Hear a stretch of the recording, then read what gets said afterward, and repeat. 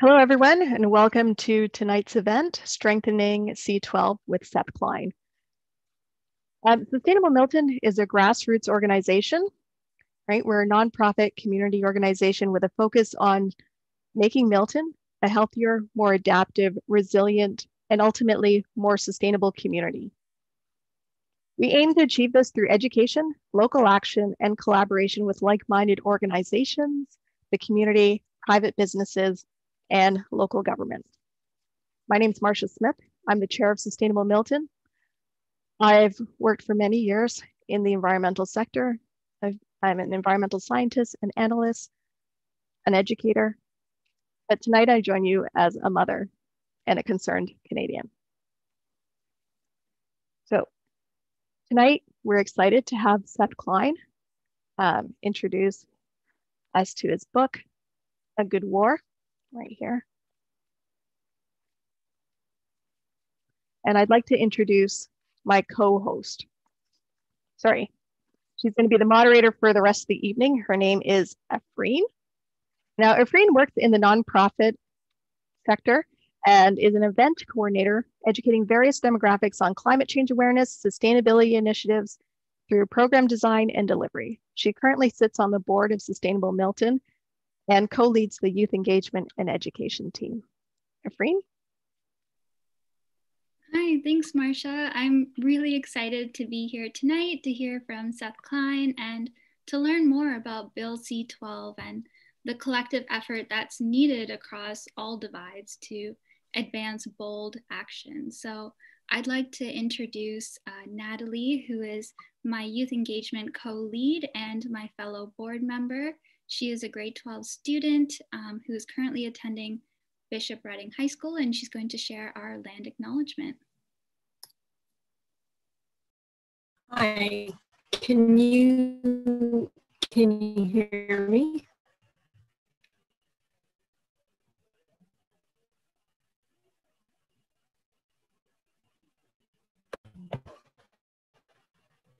Can everybody hear me?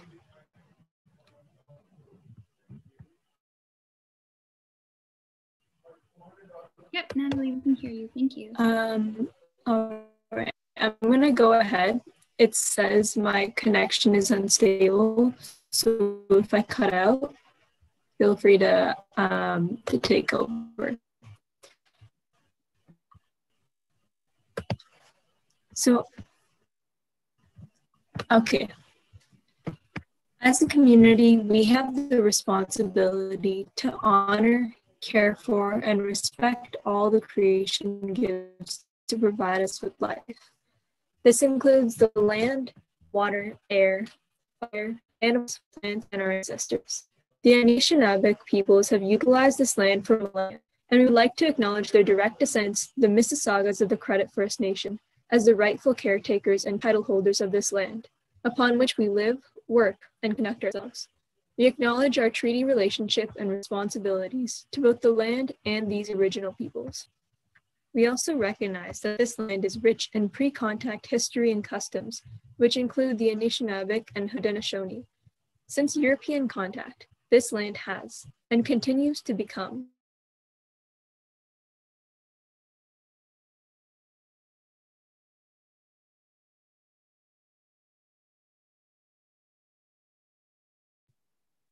so I will just finish off for Natalie because I think she's having some internet issues. So since European contact, the lands and continues to become home for Indigenous and non-Indigenous peoples, it is in the spirit and intent of the Dish with One Spoon Wampum Agreement, whereby we will collectively care for and respect the land, water, animals, and each other in the interest of peace and friendship and for the benefit of not only ourselves, but to our future descendants. So as we pull up the next slide, I would like to introduce Kim, who is another member on the Sustainable Milton's Government Engagement Board, and she was motivated by Seth's book that she went straight to work organizing this event and convinced that she would not only be moved to action by A Good War, and she is here to tell you a bit more about Bill C-12.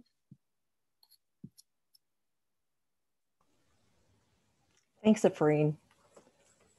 Well done, ladies. I want to welcome everyone to this evening. Thank you for joining us. I wanted to start out by saying that we are happy that we have Bill C-12, and the Canadian Net Zero Emissions Accountability Act is something we desperately needed. Unfortunately, it's not quite as strong as we need it to be.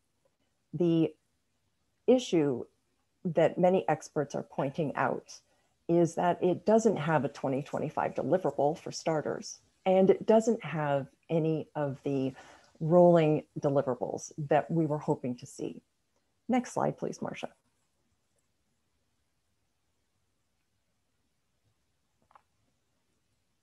Thank you. Most importantly is an equitable transition. This is a quote from another organization that is working very hard to strengthen C-12, 350.org. We're calling on MPs from across political parties to come together and amend the bill so that it works for people with a whole of government approach to climate action that listens to science, respects Indigenous rights, creates climate jobs, and leaves no one behind. That's what we want from C-12. Next slide, please, Marcia. These are the 5 pillars of a robust accountability law. I'm not going to go through them, but I wanted to point them out because CanRAC has done some amazing work, and I wanted to give them a shout out for all of the hard work they've been doing in trying to raise this issue. Next slide, please, Marcia. So this is where it gets nitty gritty. On the left, you'll see the areas that we feel are weak.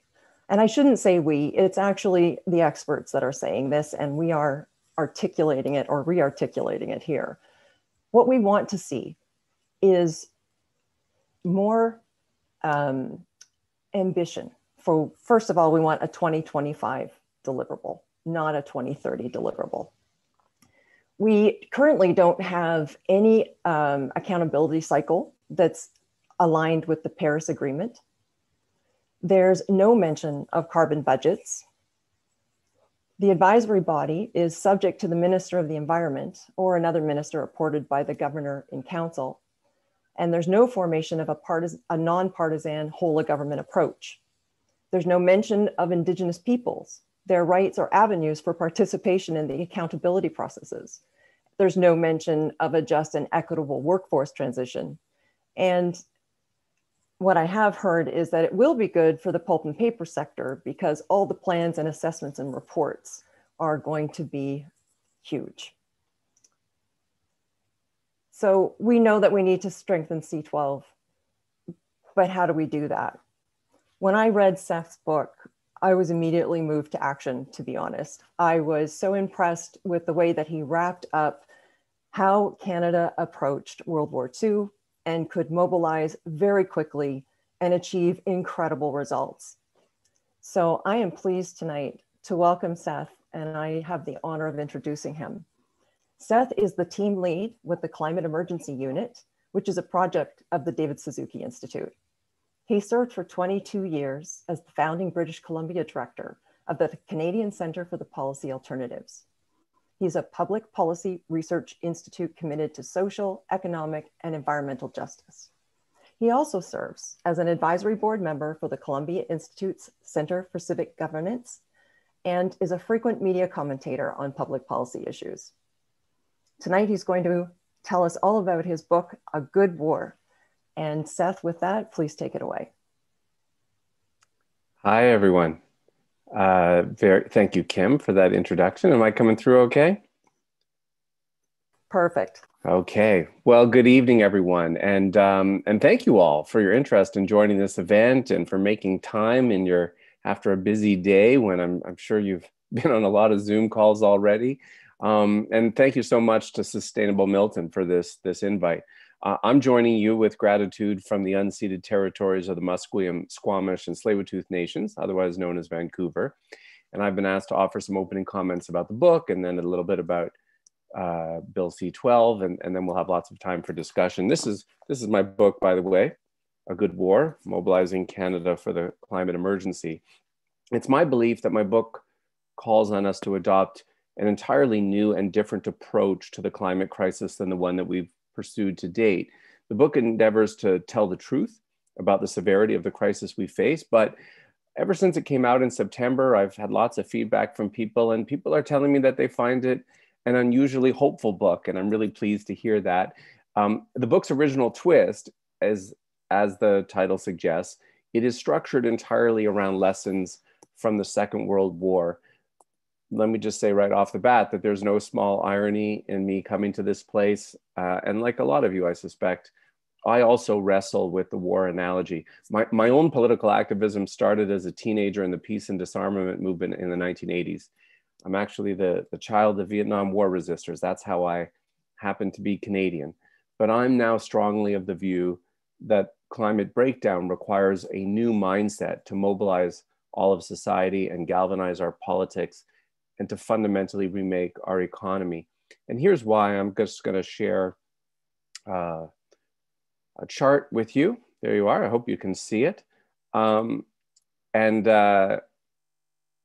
what you see in this chart is really, for me, that what we have been doing in response to the climate crisis so far is simply not working. If you look at Canada's greenhouse gas emissions going back the last 20 years, as you see in this chart, what you basically see is a plateaued line, meaning emissions are no longer climbing, but neither are they in decline. After all the decades of calls to action, our emissions are not on a path to stave off a horrific future for our children and future generations. This is important context for the discussion about C-12, because this chart comes after ratifying Kyoto and after so many pledges and promises, and yet the record really speaks for itself. We've run out the clock with distracting debates about incremental changes, but where it matters most, actual GHG emissions, we've accomplished precious little. So here we all are, all of us who pay attention to what the science says, confronting this harrowing gap between what that science says we have to do and what our politics seems prepared to entertain. I didn't actually start off planning to write a war story. The book project began as an exploration of how we can tackle that gap, how we can align our politics and economy in Canada with what the science says we urgently need to do. And the book does do that. But initially, I had planned to include only a single chapter on lessons from the Second World War, because I'd long been intrigued by World War II as an example of rapid economic transformation. But as I delved into that research, I began to see more and more parallels between our wartime experience and the current crisis, and ultimately decided to structure the entire book around lessons from our wartime experience. Because I see in that history this helpful and in fact hopeful reminder that we have done this before. We have mobilized in common cause across society to confront an existential threat. And in doing so, we actually retooled the entire economy twice, in fact, once to ramp up military production, another time to reconvert back to peacetime, all in the space of a few short years. And so the book explores what wartime scale climate mobilization could actually mean and look like. Each chapter jumps back and forth in time between stories of what we did in the war and what we now face. And in those comparisons, answers questions like, how has public opinion rallied to support mobilization during the war? How could it be galvanized again? What was the role of government, the news media, arts, and culture? How was social solidarity secured across class and race and gender? And can we do so again now? How is national unity established across Canada's many provinces with all of their different interests? And can we achieve that again as we move off fossil fuels? How did we marshal all of our resources to produce what was needed? How do we do that again? How did we pay for it all then? And can we mobilize the necessary finances again? Interestingly, what supports were offered for returning soldiers? And is there a model there for just transition for fossil fuel workers today, to speak to the just transition point that Kim was mentioning off the top? What was the role of Indigenous people in the war? And what is it in today's transformation? What about the role of youth and social movements then and now? But importantly too, while most of the book, lauds what Canada did in the war, there are a couple of chapters there that dig into the war's cautionary tales, the warnings of things that brought us shame, the internments, the squashing of civil rights, the poisoning of Indigenous lands, perhaps most apt to the current crisis, the response to refugees. So those things that we don't wish to repeat as we now mobilize for this current crisis. And running through the book is this question of what sort of political leadership we require to see us through challenges like this. And I want to start with an important comparison I make near the beginning because it gives me some hope, and it's this, which is that despite Canada's war declaration in September of 1939, it's worth recalling that even as the winds of war gathered in the late 1930s, our leaders and actually much of the public was reluctant to recognize what would ultimately be necessary. A lot like today, I think. Canada was on the cusp of being completely transformed by its Second World War experience, yet right up to the 11th hour, our government and much of the public still hoped to avoid getting dragged into that fight. And I feel like that's where we find ourselves again today, in this awkward period where 2 summers ago, the federal government passes a climate emergency motion in the House of Commons one day, and then proceeds with reapproving the Trans Mountain Pipeline expansion the very next day. That's a dynamic that I refer to as the new climate denialism. It's a concept I unpack in the book, but I am convinced that as with the Second World War, this phony war period isn't going to last. In fact, that it's about to end.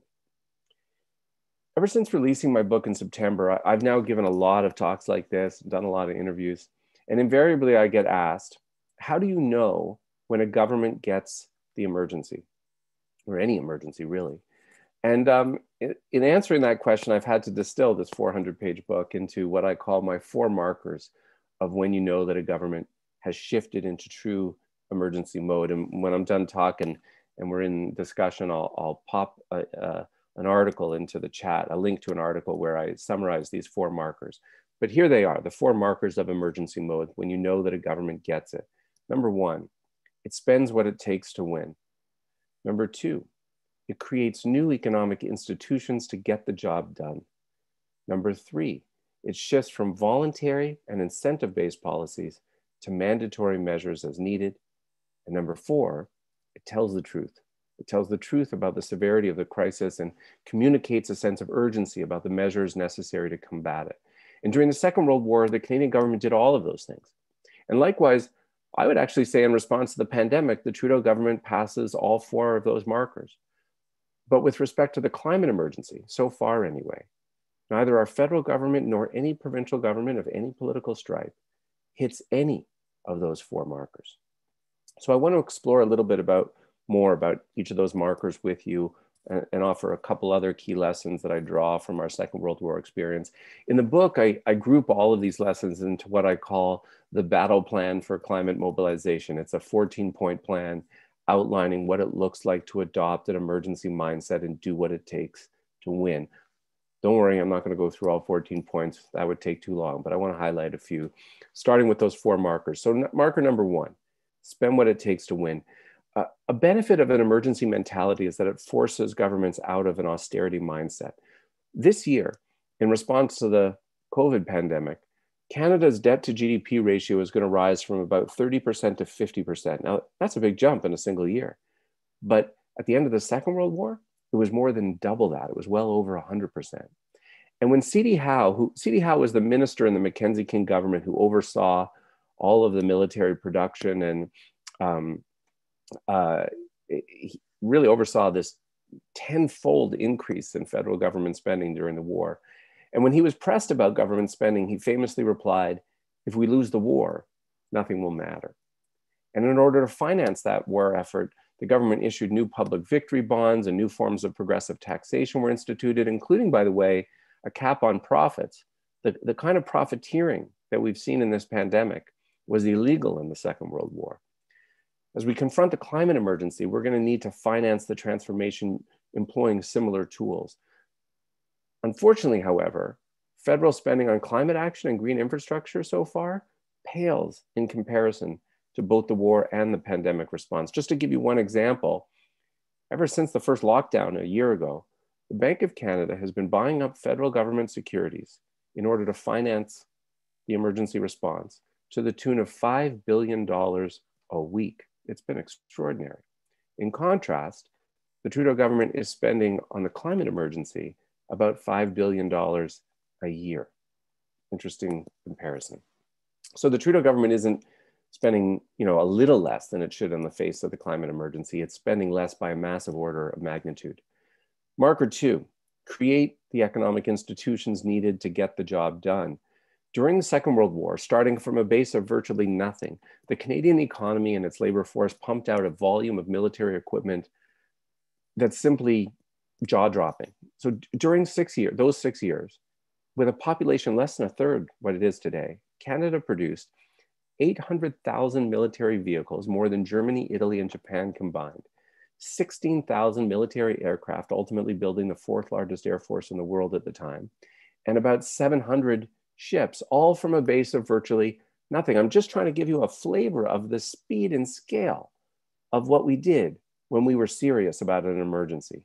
And remarkably, the Canadian government, under the leadership of CD Howe, established 28 new crown corporations to meet that wartime production effort. Howe was this fascinating character to me. He was no lefty, by the way. He was on the right wing in the Mackenzie King government and had made a lot of money in the private sector, but he was seized with this task and he was in a hurry. And anytime the private sector couldn't quickly do what needed doing, he created another crown enterprise to get the job done. He also undertook detailed economic planning and coordination of supply chains to ensure that wartime production was prioritized. And similarly, I would say during the pandemic, we've witnessed the federal government create these audacious new programs like the CERB and the wage subsidy with a speed that I certainly wouldn't have predicted.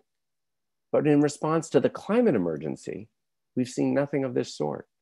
So in contrast to CD Howe's wartime creations, the Trudeau government in its time in office so far has created 2 new crown corporations, the Canada Infrastructure Bank, and I hate to tell you what the second one is. It's the Trans Mountain Pipeline Corporation. It's the one that makes us all the proud owners of a 60-year-old oil pipeline from Alberta to my province. If our government really saw the climate emergency as an emergency, it would, like CD Howe did, quickly conduct an inventory of all of our conversion needs and determine how many heat pumps and solar arrays and wind farms and electric buses, you name it, we're going to need to electrify virtually everything and end our reliance on fossil fuels.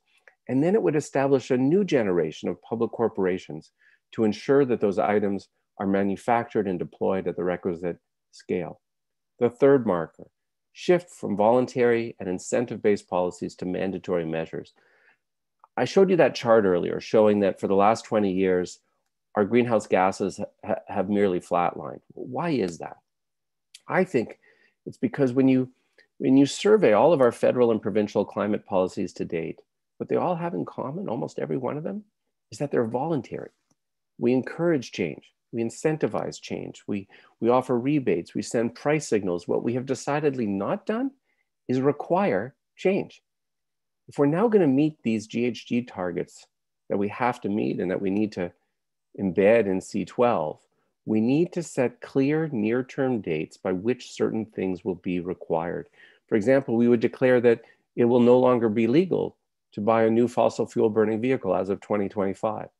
We would mandate that all new buildings will not be permitted to use natural gas or other fossil fuels for heating as of next year. We would ban the advertising by fossil fuel vehicles and gas stations. That's just like we did with cigarettes. That's how we would make clear that this is serious. Which leads me to marker 4, tell the truth and rally the public at every turn. Many people assume that at the outbreak of the Second World War, everyone understood the threat and was ready to rally. That's not true. It took leadership to mobilize the public. In frequency and in tone, in words and in action, the climate mobilization needs to look and sound and feel like an emergency. And the leaders we best remember from the Second World War were outstanding communicators who were forthright with the public about the gravity of the crisis, and yet still managed to impart hope. And their messages were amplified by a news media that knew what side of history it wanted to be on, and by an arts and entertainment sector keen to rally us. Similarly, we've all witnessed the government model this kind of emergency communications this year through the pandemic, right? The messages are ubiquitous. We receive daily press briefings. We hear regularly from health officials. The media has taken seriously its duty to provide necessary information on a daily basis. Government leaders in the media have listened to health experts. None of that consistency and coherence, however, is present with respect to the climate emergency. And when our governments don't act as if the situation is an emergency, or worse, when they send contradictory messages by approving new fossil fuel infrastructure, they're effectively communicating to the public that it's not an emergency. And so for those leaders who get that we face an emergency, they need to act and speak like it's a damn emergency. That's what you do in a crisis. I want to mention two other lessons. One is that inequality itself is toxic to social solidarity and mass mobilization. There are a lot of climate policy purists out there who say, you know, don't link the struggle of taking climate action to tackling inequality or all these social justice issues. You know, don't make it any more complicated. It's hard enough as it is. I think they're wrong. I think they're wrong, first of all, because these issues are intimately linked. The richer you are, the higher your emissions, the poorer you are, the more vulnerable you are to climate change. But we also need to link these issues because that's how we win. A successful mobilization requires that people make common cause across class and race and gender. And that requires social solidarity. In the First World War, inequality had undermined that. It had actually undermined recruitment efforts. And so the King government, understanding that, took bold measures to lessen inequality and limit excess profits. We're going to need that again today. And I see an echo of that in the appeal, the great public appeal of the Green New Deal.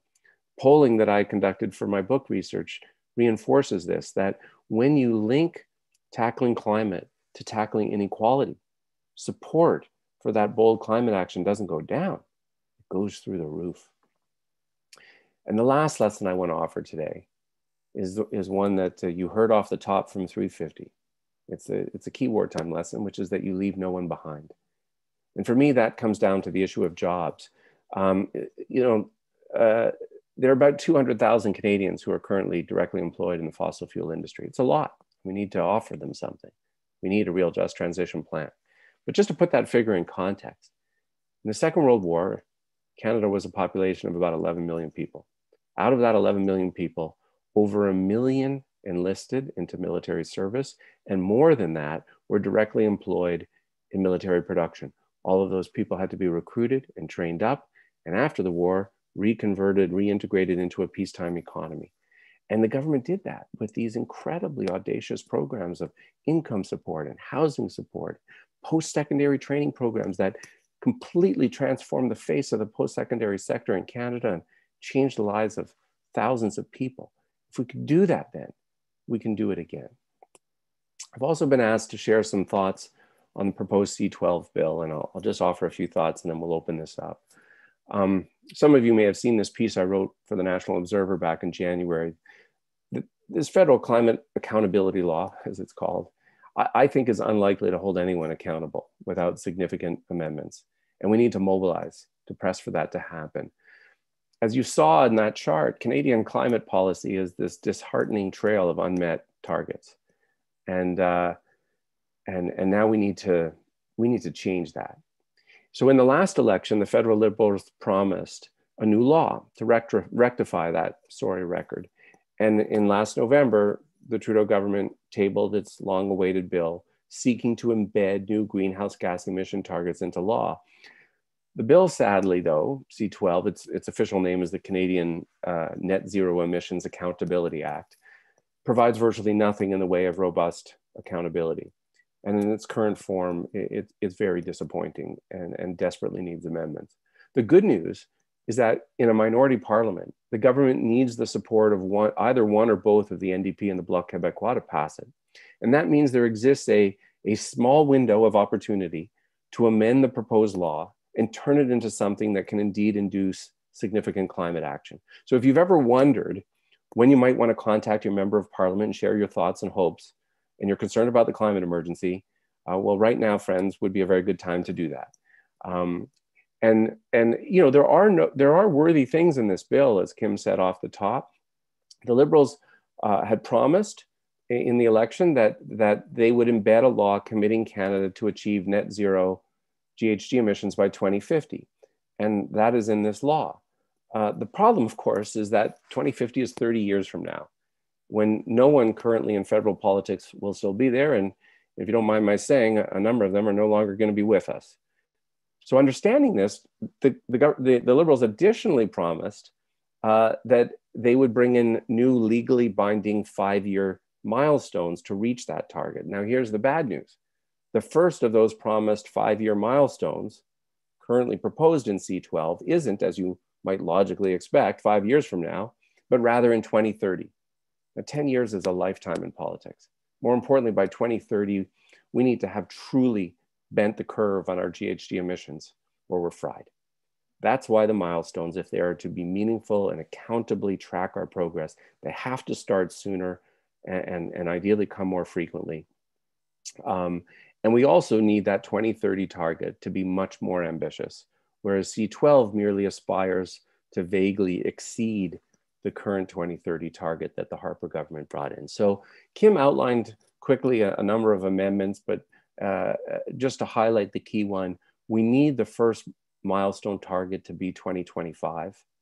And better, additionally, I would say, we need rolling, I would say, 3-year carbon budgets. So in the same way that we have rolling 3-year fiscal budgets, which was actually a terrific liberal government innovation in the 90s, we need rolling 3-year fiscal budgets that diminish over time and ensure that we hit those newly ambitious 2030 and 2050 targets that we embed in law, but where a government can be held accountable within the life of a mandate.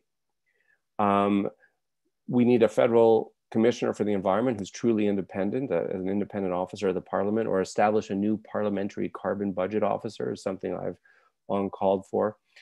NDP MP and environment critic Laurel Collins has been pressing for a number of these amendments. The Greens have made it clear they will not support a bill without major changes, but they only have 3 votes.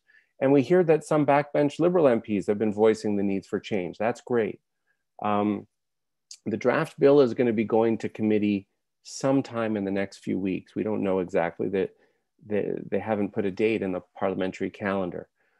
We hear that the minister so far, while he's open to a number of amendments, he's not willing to get a date in there before 2030. So this is the moment for NDP and Bloc MPs to use their influence in a minority government, and for Liberal MPs who ran on climate to make their voices heard. We need them to exercise their political muscle, as this bill needs to be much strengthened. And all of us who want a real climate accountability plan need to make sure all of our MPs know how we feel. We need to demand that committee date be scheduled, and that we legislate an earlier timeframe than 2030. I'm going to leave it at that for now. I might share a final thought just as before I leave you at the end of the hour, but let's open this up for discussion. Thanks. Amazing. Thank you, Seth. It was so great to have you here tonight. And it's really interesting just to hear the history that can be applied to the current climate crisis. Just so that the audience knows, I already see a lot of engagement in the chat, which is amazing. If you have any questions that you want Seth to answer, please put it in the chat box. And for now, we'll do our opening question. So Seth, we heard that someone sent a copy of your book to every member of Parliament. Have you had any feedback or reaction from them to your book? And is there a political or other Canadian leader you think could be the climate emergency CD Howe? Well, on the first of those, yes, I was giving a webinar like this a few weeks ago, and a woman from Kingston actually saw it and then bought the book and then contacted me, and she's purchased 338 copies of the book for every MP. It's an extraordinarily generous offer. You know, it's a pricey commitment, even with the publisher's discount. And those they're just being delivered this week into the hands of MPs in Ottawa. So they haven't got them in their hands yet, but they will by the end of the week. So now that people know that, everyone can follow up with their own MP in the next week or two and make sure that their MP, you know, cracks it open. And in terms of, you know, who the CD Howe is, that's a great question. By the way, it gives me great satisfaction that after the Christmas holidays, I actually heard from three grandchildren of CD Howe. The book was circulating in his family, and they really like it, and that made me very happy. I don't know yet. we haven't seen that person seized with the task, federally or provincially. There's a few, interestingly, CD Howe was an engineer by training. It'd be interesting to know, maybe there's an engineer out there. I guess I would simply say, it's not too late. You never know when these people will step forward. If you had asked Canadians in 1938, this gang in Mackenzie King's cabinet, do they have what it takes to completely transform the Canadian economy as they were about to do? I'm certain most Canadians would have said, nah, not this gang. And if you had asked me a year ago if I thought there were people in Finance Canada, at the Bank of Canada, able to so quickly pivot and create these audacious emergency responses we've seen, I hate to say it, but I would have said, no, there's no one home who thinks that way. And I would have been wrong. So the door is open for that new CD Howe to step through. I agree. I think it requires someone with great passion and leadership to do that role. I also think sometimes it can be an appointee. Like, I listen to the south of us, the Biden administration has appointed some fantastic people. And if John Kerry as the international climate czar, and the domestic climate czar is this woman, Gina McCarthy. If you listen to an interview with her, she is incredible. And when I listen to an interview with her, I'm like, man, we need one of those. And we don't have one. But a government could appoint them federally and provincially. Yeah, that's true. I actually am not familiar with that person, so I'm going to definitely look that up after this webinar. Looking at the questions, we have so many coming in, so people are very interested to hear your perspectives. So the next one is, what would motivate people to accept the necessary changes to reduce carbon emissions? What would motivate people? I mean, so here's the interesting thing. The polling that I conduct, I interviewed a lot of politicians and political insiders as part of my book research. And I wasn't interested in interviewing climate deniers. I only wanted to interview people who claim, who I genuinely think get the science, and yet whose governments and parties are not pursuing an agenda that aligns with what the science says we have to do. And when you press those folks, they always fall back. All of them fell back on some variant of the rejoinder. Well, you got to meet the public where they're at, and they're not there. Now, that I found that a frustrating response, and that's why I commissioned this original poll from Abacus Data to see if that was true. And what I found is that it wasn't true.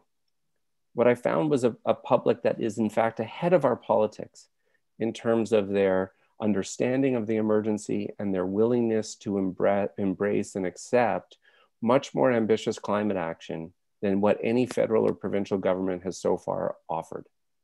They're waiting for it. They want it. We saw that momentum building right up to the point of the pandemic with these incredible mobilizations led by the student strikers and with the Wet'suwet'en solidarity responses and so on. People were ready for it. It was one of the top issues in the election. But I also think, this is why marker 3, by the way, I put in the chat the link to my 4 markers article. So marker 3 is moving from voluntary to mandatory. I think this partly why that's so important, and it has an echo in the pandemic, right? Most of us want to do the right thing. We want to convert our homes. We want to change how we drive. We want to do what we need to do to lower our emissions. But it irks us to think that we'll do it and our neighbors won't, because nobody wants to be a chump. Right. This is the benefit of adopting mandatory measures, is you don't need to worry about your neighbors. Everyone's going to have to do it. And you saw this in the pandemic, right? Where the public was ahead of our politics, saying, make masks mandatory. I don't want to have to do this alone. Make everybody do it. It's the same with climate. Right. That's actually so true. That's a great comparison that I hadn't originally thought about. So I'm actually just curious about when you were doing your polling, you said that you had only spoken to people whose agendas or were, more oriented to the climate science. How would you go about getting climate deniers on on the climate change plan and to actually have climate action and participate? It's a good question, except my answer is I'm not worried about that. Oh, really? Here's the good news about the poll. Okay. Those who hold, out and out, climate denial views, who don't accept the reality of the scientific reality of human-induced climate change, are a diminishing rump of public opinion. They don't matter that much. The far more troubling thing that we're up against, and the one that I'm trying to tackle in the book, is what I call the new climate denialism. Because this is what all of our governments practice, and it lives in all of us to a certain extent, which is to say that you get it and accept the science, and yet not pursue an agenda that aligns with what the science says we actually have to do.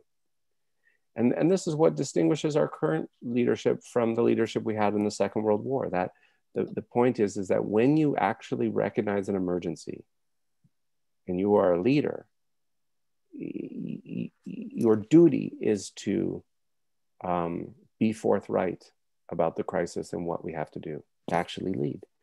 And that's what's been missing. So,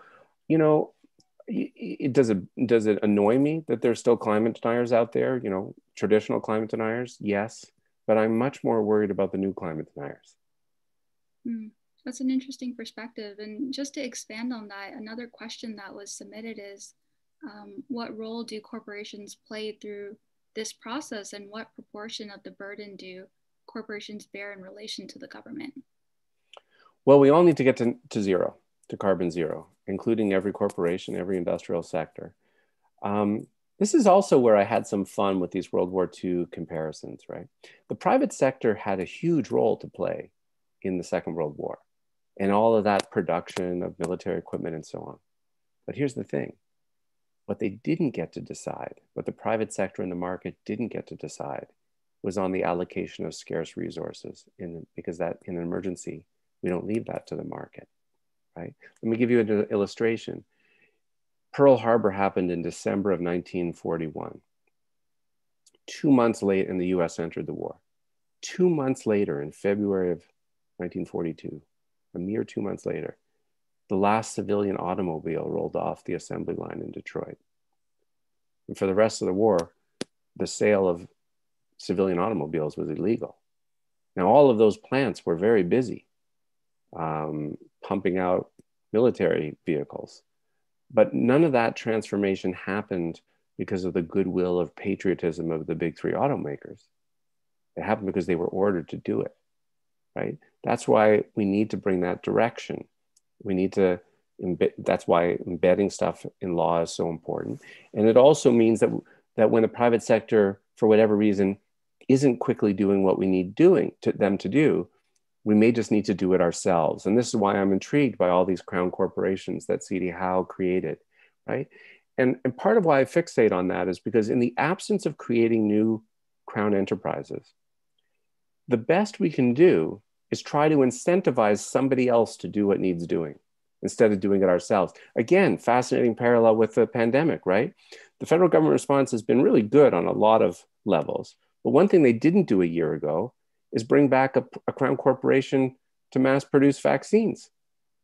And because of that, we are completely reliant on imports from others instead of just having the capacity to do it ourselves.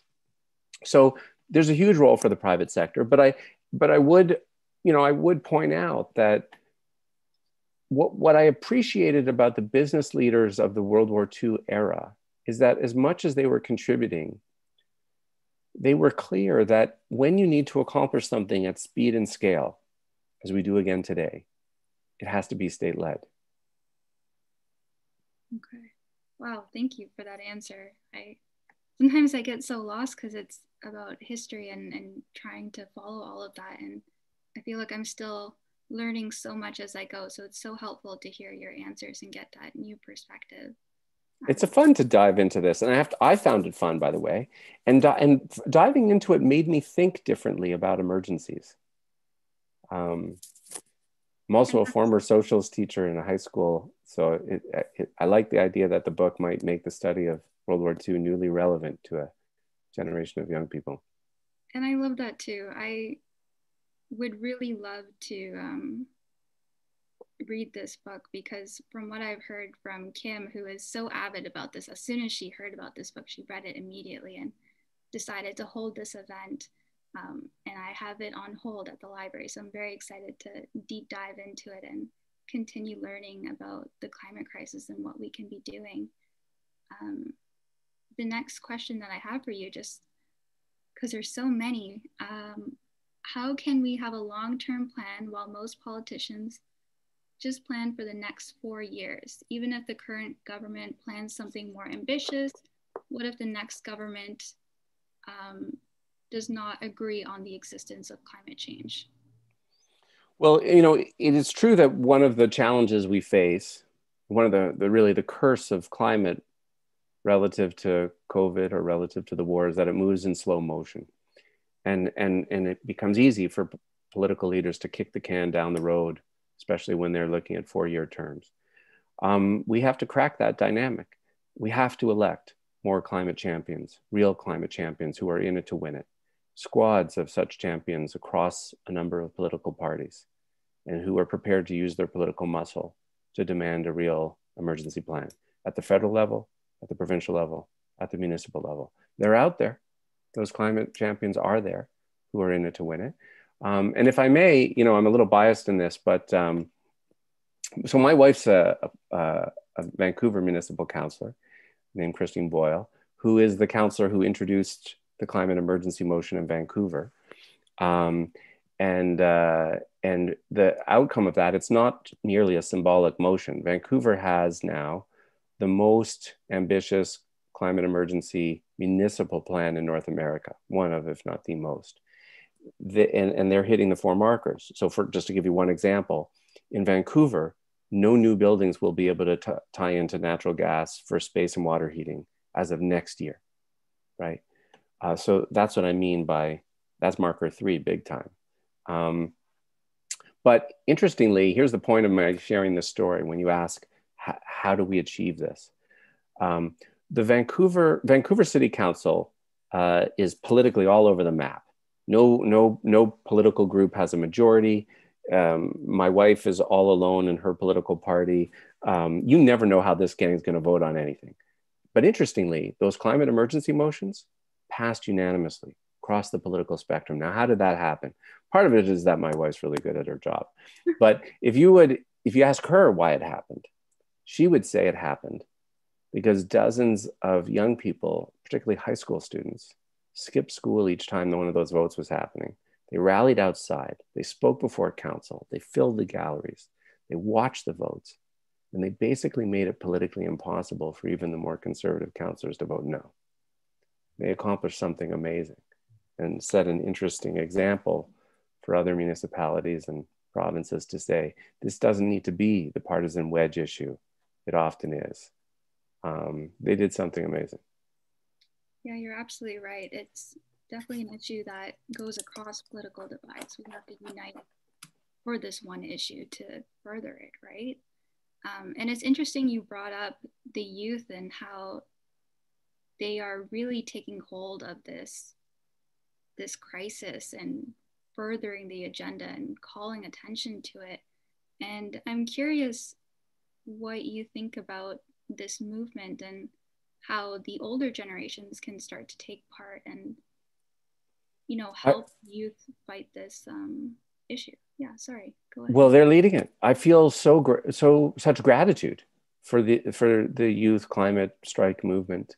I mean, I think it's important for us to remember, because we've all kind of forgotten through this 12 months of pandemic, that momentum was really building before that.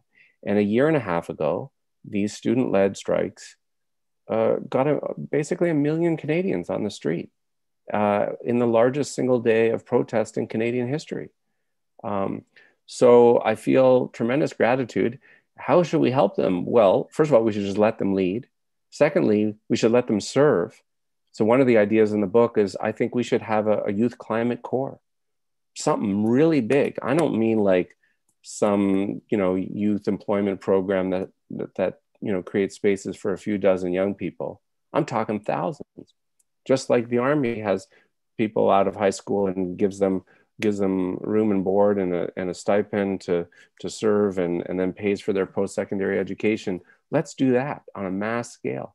Because if I were a young person today, you know, facing this climate emergency moment, I don't even know that I'd want to go straight into university. Apologies to any parents out there who are trying to get their children to enroll, but like the emergency is now.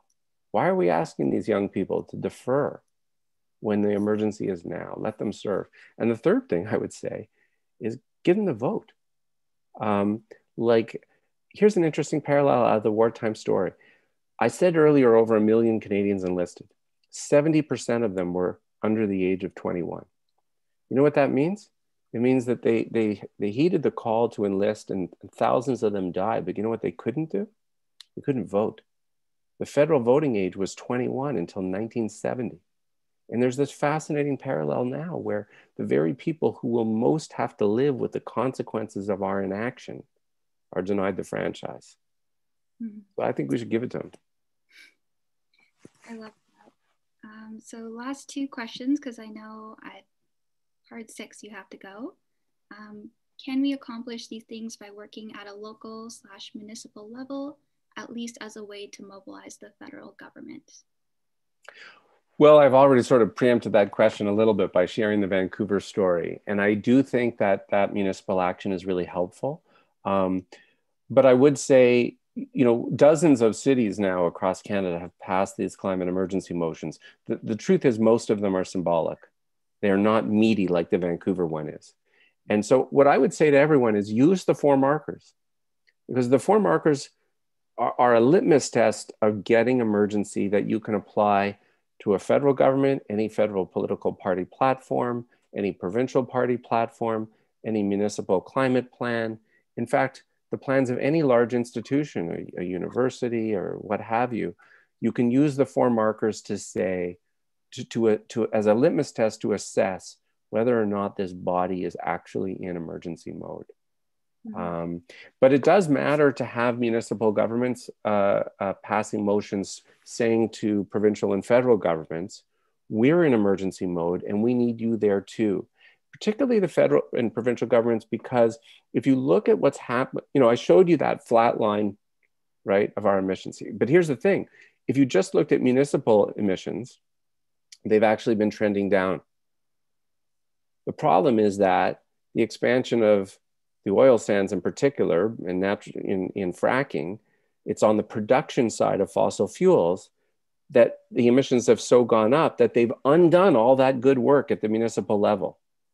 And so we need municipal governments to say to provincial and federal governments, hey, we're doing what you're saying, what you're asking for. Don't undo our good work. We all have to do this. I love how passionate you are about this. It's so amazing to hear. So one more question. Can you comment on the Treasury Board's carbon budget and the application of their work? Yeah, well, we don't have carbon budget yet. I would dearly love to have one. And so I think, you know, this comes back to the amendments that need to happen with C-12. I would love to see C-12 include rolling carbon budgets. And I would say to the Liberals out there, you did a great thing creating 3-year rolling fiscal budgets. You know, every year they present a budget that's basically a 3-year budget. And it allows everyone to plan, knowing 3 years ahead, here's the budget we have to work with. We need that on rolling 3-year budgets for carbon, where every sector and province can know, here's the maximum we have to work within and make our plans accordingly. And we can have a federal carbon budget officer, just like we have a federal parliamentary budget officer, to oversee that and ensure that the budgets are being adhered to. But it's innovations like that, I think, that will keep us on track so that we don't follow in this history of setting targets that we don't meet. That's what we need to change.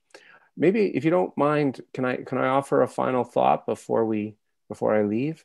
Of course.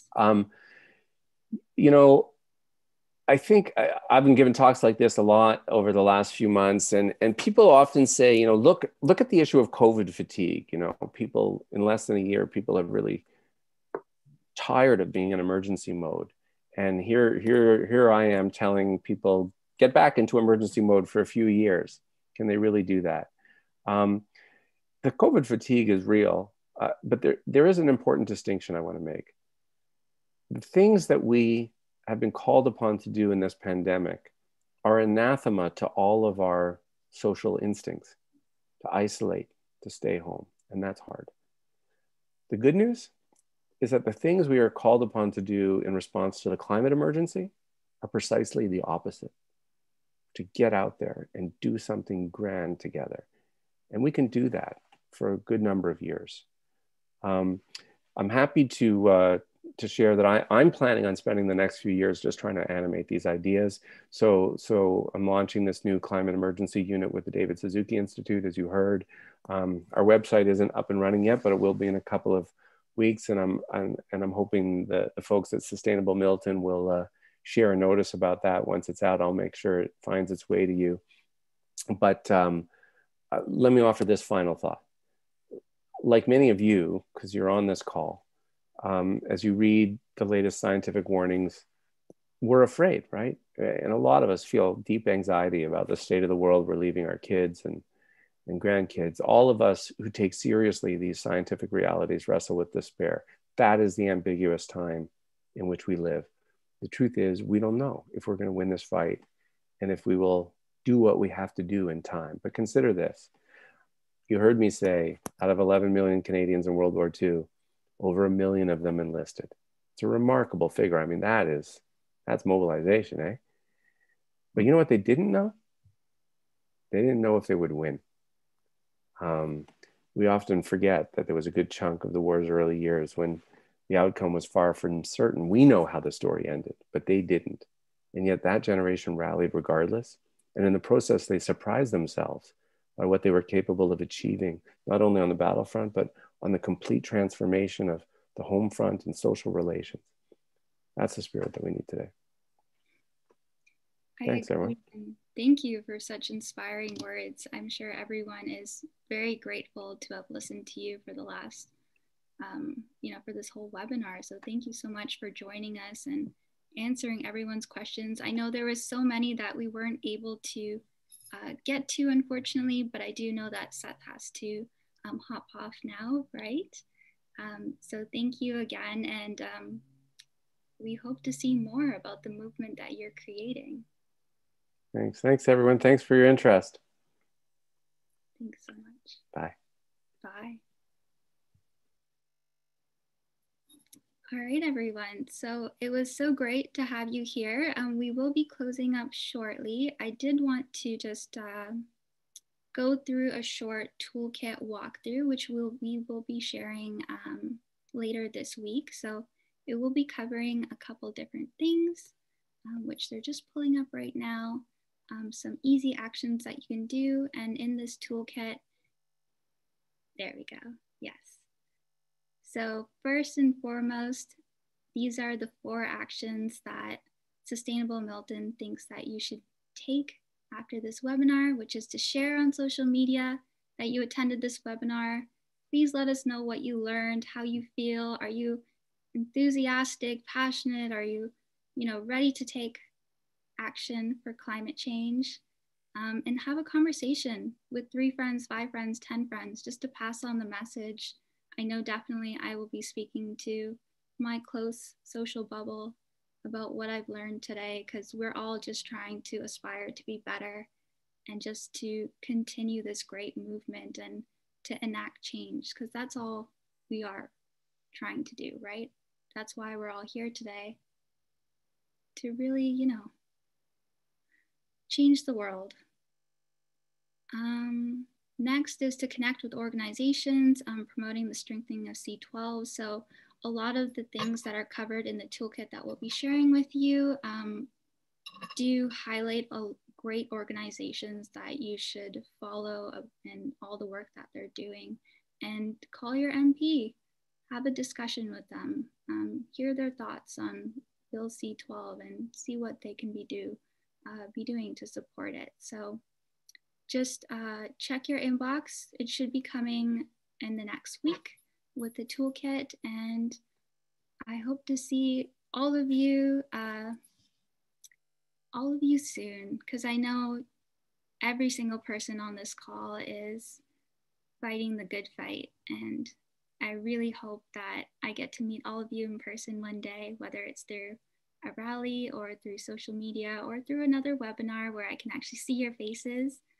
But it was so great to be here today to help moderate this great webinar. And I'm going to pass it off to Marcia now.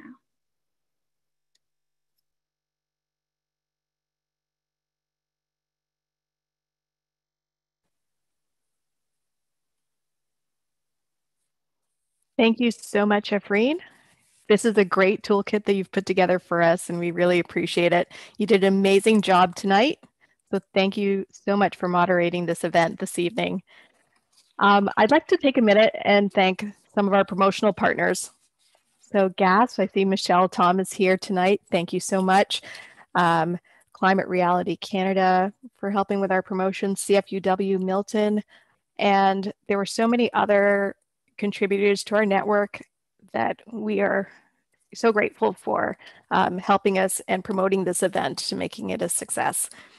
I'd also like to take a minute and thank our crew at Sustainable Milton. You've seen a few of us tonight, but there are so many others behind the scenes, volunteers, a few that come to mind. I want to take a chance to thank our new member, Mary Brown, who rolled up her sleeves and jumped in. Like this was her first event, and she just recently joined us and didn't shy away from like this huge challenge. So thank you so much. And we have an amazing set of volunteers, and we hope that every municipality can have such an amazing group of dedicated volunteers to work with. It's been a pleasure. We hope you enjoyed the event tonight, and we look forward to seeing you again in the future. Please check out our website and look for future webinars to come to you. And we look forward to hearing from everyone. You look out for your toolkit, which will be coming soon. And just quickly thanking all of the other organizations who currently have campaigns that are doing campaigns on C-12 and have done such amazing research into this legislation. So I know there are many more, but these are a few that we've looked at. Thank you very much.